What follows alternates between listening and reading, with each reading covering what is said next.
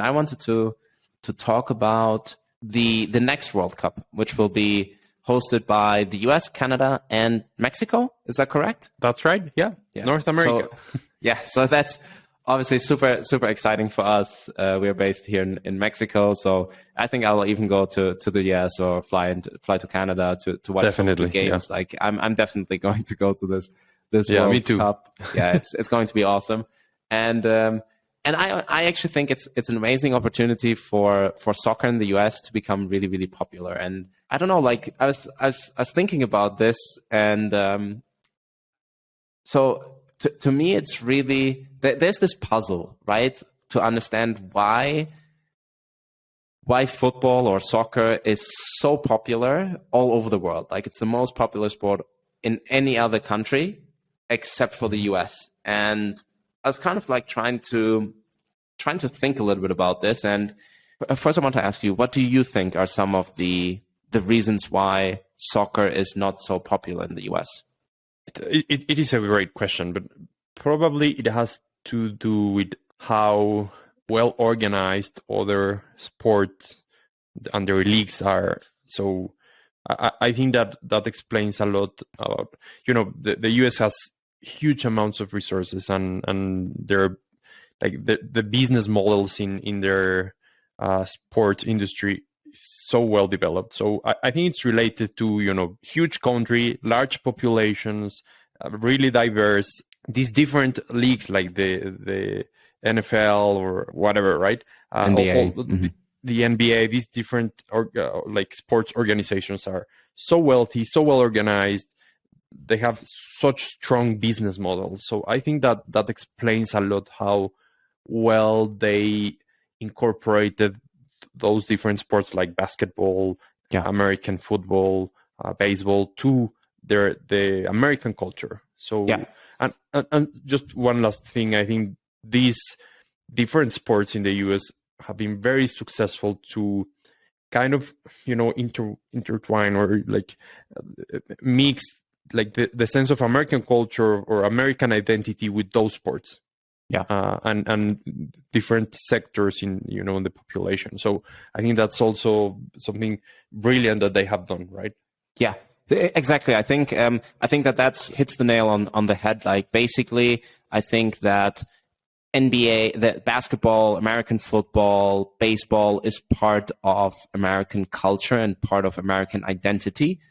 And football or soccer is not as much part of their identity, their culture.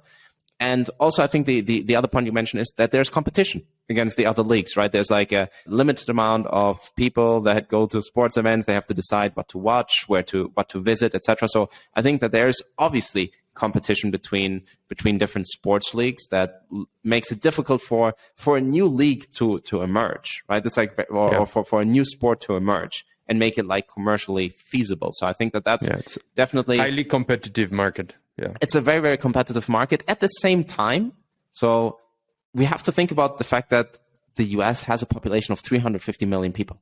Is it 350 million? I think it's 350 million, right? Yeah. So like around that number, like it's huge. That type of population can technically support different sports leagues. Like there's enough people.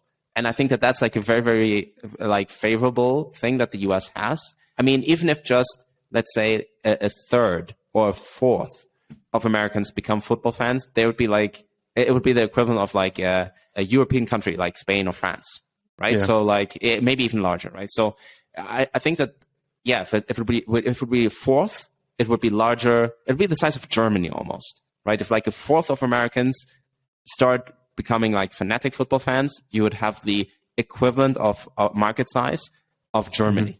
So I think that there's definitely an opportunity there. I do think that this part of American culture is super, super important. Like I think that there's like a certain like not Eurocentricity. I also don't want to say like ethnocentricity, but there's kind of like Americans are like the best at their sports. Like they're the best NBA, like they're the best basketball team. Yes. I think they play like I think that there's a baseball game that is played between like the best US team and the best Japanese team. Like there's basically only two countries that have like that play baseball. Yeah. There's some Latin American countries that have good baseball teams, but the US rules in that. Yeah.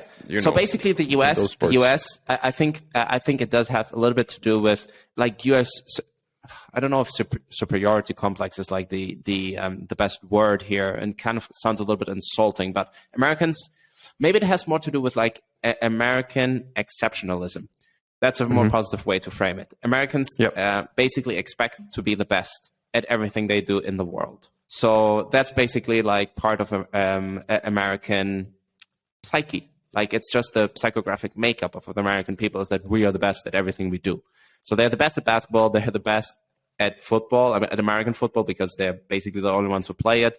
They're also the best at baseball because they're technically the only ones who play it. But with soccer, it's obviously very, very different, and it's much more competitive, right? Because guess what? No one cares about American football. No one really, no one, and putting my air quotes here, like no one really cares about baseball. So the rest of the world cares about football. So it's much more competitive. And I think that can be a problem for the American psyche. Like we actually have to, they actually have to compete here, and they're not going to win. It's like almost impossible to win every time. So I think that's just something that Americans will have to get used to. But maybe that's like a difficult thing to get used to if you're used to just winning everything else that you participate in. If you're like the best American football team, like the best at playing football, you're the best at playing basketball, etc. So then like really throwing yourself and dedicating yourself to a sport where you're not going to be the best is maybe like a little bit difficult from a cultural point of view. And it's so difficult to actually be the best at football, right? Like almost no team has ever managed to defend a World Cup. I think Brazil managed it once. Uruguay managed it once, like 70 years ago. But in the history, in the 70-year or 80-year history of the World Cup has only been defended twice. So it's very, very difficult to be the best in the world at football, because football also has like an element of randomness to it. So it's very, very difficult.